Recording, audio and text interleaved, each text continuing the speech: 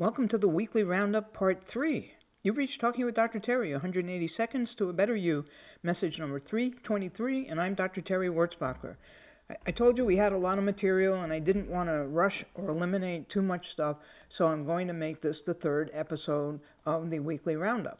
Picking up from yesterday, for the Pick a Person call, Karen mentioned how she had sent a letter to a woman who'd been a mentor for her, and she's ill now. Karen told her how much she'd meant to her, and the woman was thrilled with the note, and that gave me goosebumps.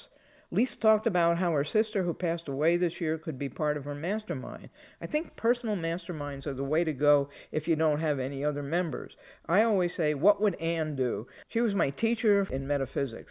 Sometimes if I let go enough, I can actually get a hint and an answer. Surprise, huh? Debbie said there were so many people on her list that it would be hard to choose just one. That's why I want to do one a month. A few years ago, I did a series on my blog, which I called 30 Days of Gratitude, and I highlighted one person or group each day that had influenced me so positively that they stood out. I enjoyed doing that, and I'm toying with doing it again. It's not hard, and it's just a tiny thing that I could do to honor people.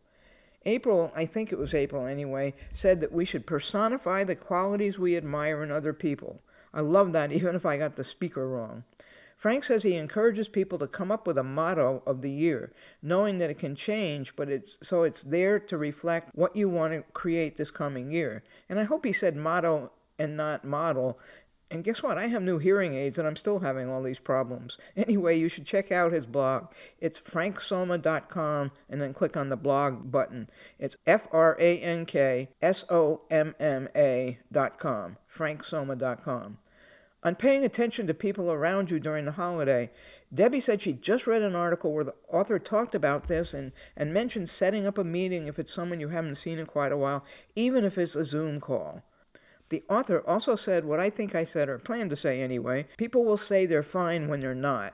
That's why I'm going to give a few questions next week that might help them open up. So thank you for mentioning the article, Debbie. Tim laughed about how we have a peaceful day of gratitude on Thanksgiving, only to be followed by the big rush to Black Friday's major competition to see if they can outbeat someone else. He also likened it to those who go to church early so they can reserve a whole row of seats for their friends or family, not caring about who might have to stand. You are one funny guy, Tim. Thank you. So have a diamond week, everybody, and thanks for listening.